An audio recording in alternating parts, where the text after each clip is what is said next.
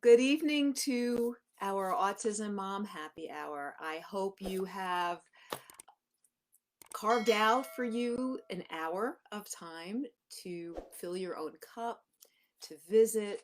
I hope people will show up and chat.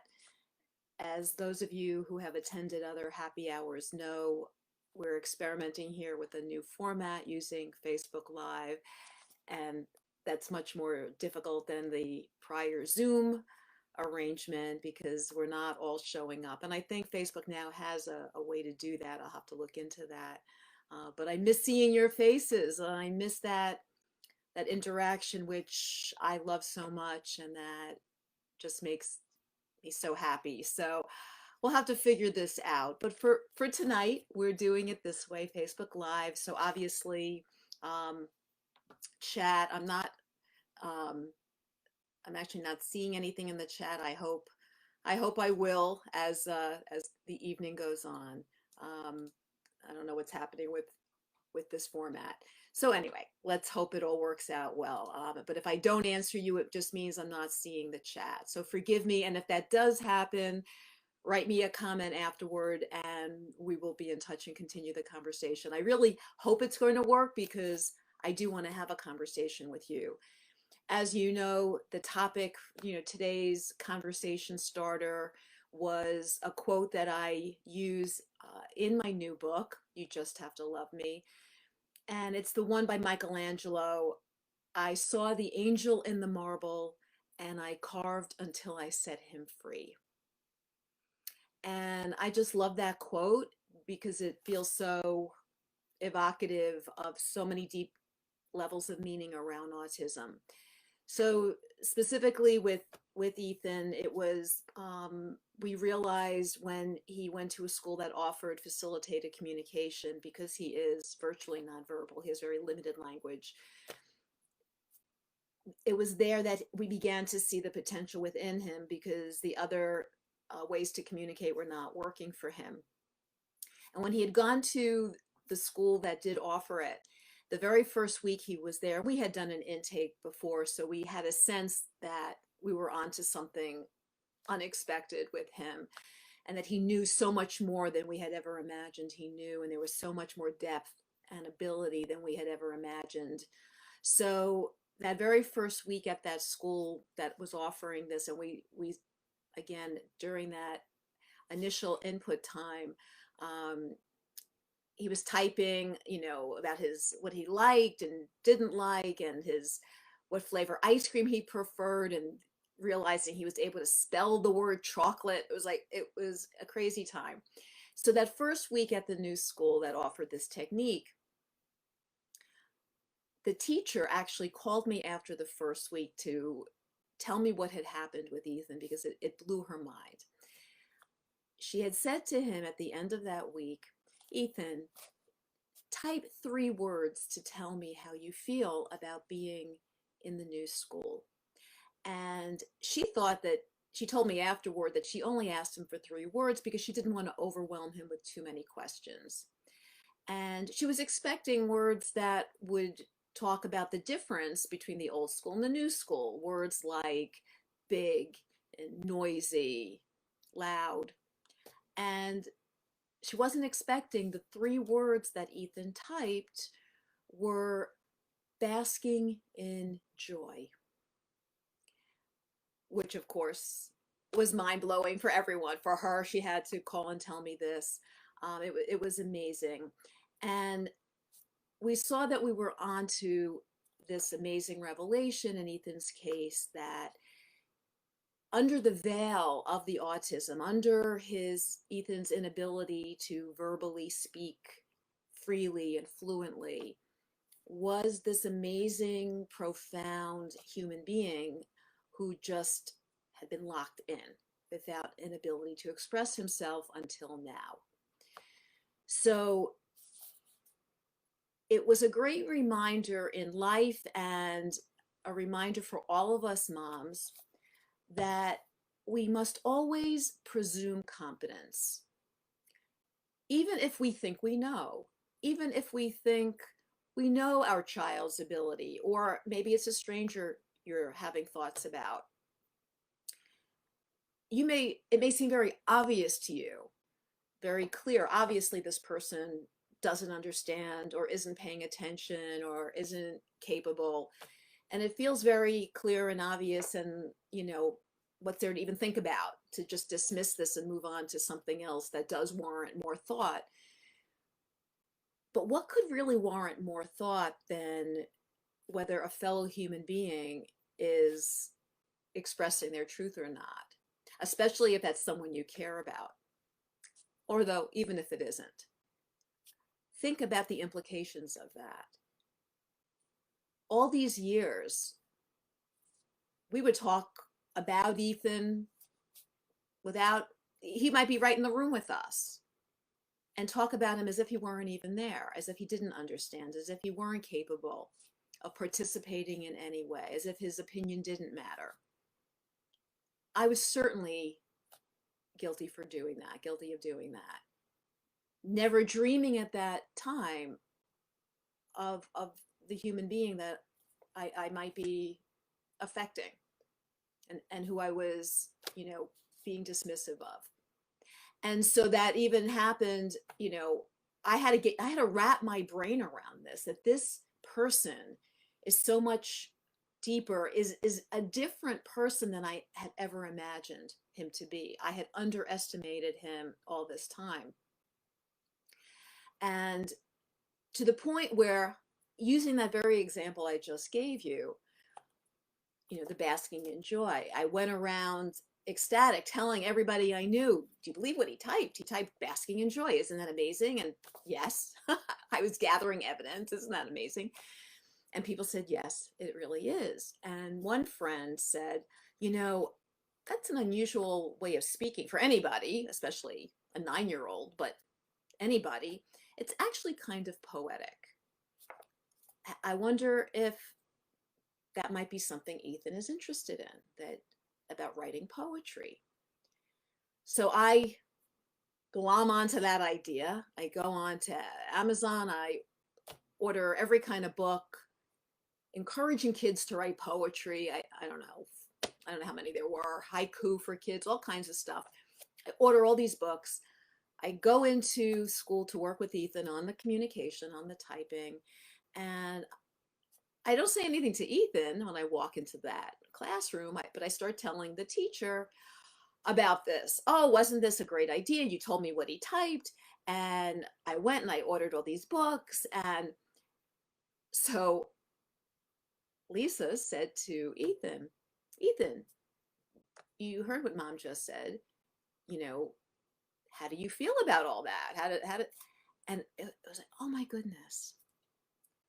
She had the courtesy to ask him how he felt about all this. I jump in, what a good mother I am. I ordered him all these books. If he's a poet, I want him to be a poet, and making it all about me. So, I said, Ethan, I'm so sorry. I should have asked you first, bud. I'm sorry.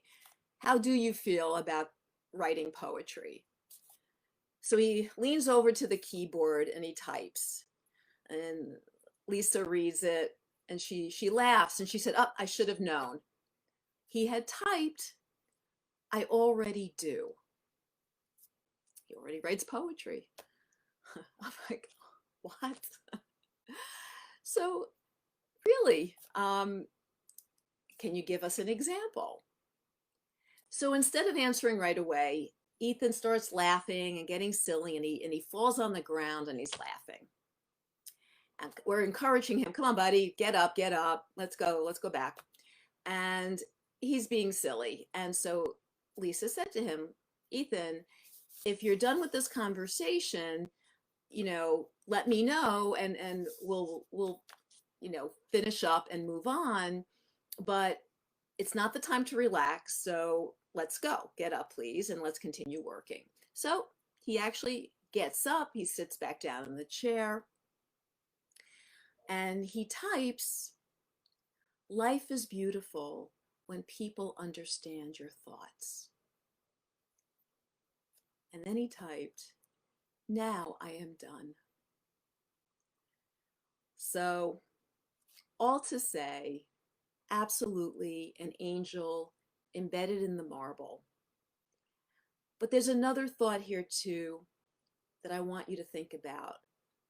Because yes, that's nice, and we can talk about whether or not all human beings are angels embedded in marble. There's all kinds of marble, all kinds of prisons, all kinds of beliefs that keep us, our true essence, hidden and trapped and not fully expressed. So it's not only our autistic child or special needs child or nonverbal child or child with challenges or child who has to figure out who they are or how to speak their voice or how to modulate their emotions when expressing their thoughts, all of that. But the key part right now, I want to leave you with as another thought, another piece of this angel in the marble idea is you, autism mom. Where in your life are you an angel in the marble, struggling to come out, where you feel, I can't, I can't struggle out of here. I have other things to do than get out of this prison, or this prison is a prison that I must stay in. As a mother, I must stay here. As a wife, as a daughter, sister, anything. Name the role. Is there a reason that you feel that you must remain within the marble and not carve to set yourself free or ask others to chip away and help you emerge? Now, I mentioned in the conversation starter that, another image here could be, the stone might actually be like a cocoon, that the butterfly has to fight against and struggle against in order to gain its strength, to exercise against, so that it can finally, when it's ready, when it's pushed enough against the challenge, it's ready and strong enough to emerge in strength in order to then take flight. And if you try to make it easy, if you cut it or otherwise open the hole, the valve, or the escape for the butterfly, in fact, it then is not struggling, and it's too weak. It doesn't exercise and get the blood flow going, and it's not able to then truly be strong enough to emerge, and it will die, depending on how much it needed its struggle and at what point you intervened, with the best of intentions, with the intention to help. But in doing that, did you rob the butterfly of its opportunity to actually emerge for itself, to live its own life and do what it needed to do to move on? Because that's really a key thing here. Each human being, our children, have to have their own struggle, as every human being does, no matter what their level of ability, to whatever degree it is.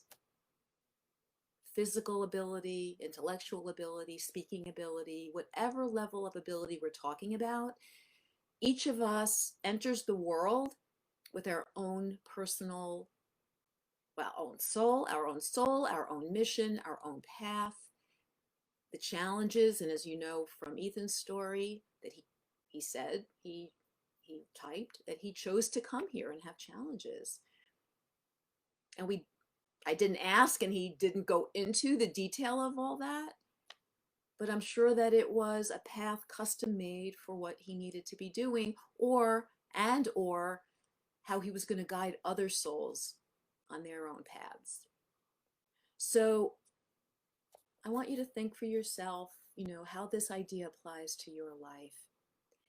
And it may be, and it's not only one answer, and it's not black and white, but one of the answers may be that if you feel you need help in emerging, sometimes the best thing you can do is ask for help. But of course, when we ask for help, the missing piece of that, yes, we must ask for help, But the missing piece that we often don't even know or don't remember is that we must ask for help from the right source. If we need to ask for help from someone or something, whether it's a person, whether it's an organization, whether it's God, who always has the full capacity to help.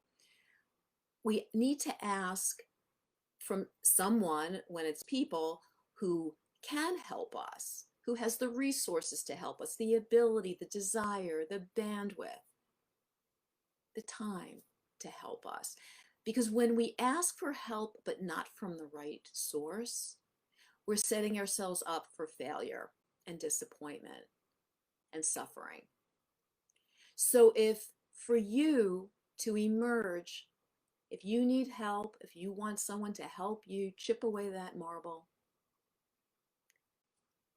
ask for those who have the tools, the hammer and the chisels and whatever else, who want to help you chip away. Because in your struggle, you give someone the opportunity to help you in your struggle, and that in turn helps them in theirs. And ultimately, when you struggle, as life can be, but coming from strength and hope and positive belief that all will be well and this is purposeful, you are modeling for your child, whether he or she has autism, special needs, or just any challenge at all, you are modeling for your child what it looks like to choose empowerment and to choose love and to choose choice and community and to choose power and control as much as possible in life and not choose to be a victim of fate and circumstance. That whatever comes your way, you choose to face with strength and integrity and hope. And reach out to, certainly if it's related to autism, reach out to me, reach out to other sister autism moms who have your back, who are invested in your success, who know and feel that when you're happy, we're happy, because we're all one. We're all the human family, and especially those of us with autistic kids, we have our own tribe of understanding. There's no judgment, there's only love and compassion. And I help you in this moment, and then you turn around in the next moment, you're helping me. And that's life, and that's the beautiful cycle of giving and receiving and replenishment. So that's it. I wanted to, give us that conversation starter. I'm not seeing any chat. So I'm thinking, this Facebook Live, the way I'm doing it may not be working quite right now, but please give me your comments, join my group. I've started a new group linked to my new book, You Just Have to Love Me. The name of the new Facebook group is Autism Moms Who Love Their Super Wise Kids. Don't overthink it. I keep saying, don't think, well, I don't know if your kid is great, your kid is perfect, your kid is exactly where he or she needs to be, and so are you. And if there are all those voices that are telling you otherwise, you really need to reach out and have an attitude adjustment from a love perspective and be seen and heard and received and loved. And we're waiting for you. So join that Facebook group and like Mom Spectrum Oasis and reach out to me. I really want to hear from you. Please reach out and give me your comments on today's happy hour, any ideas you have for future topics, things you'd like me to cover. Please let me know, and we will. So thank you so much for joining me for today's happy hour, and I'll see you next week.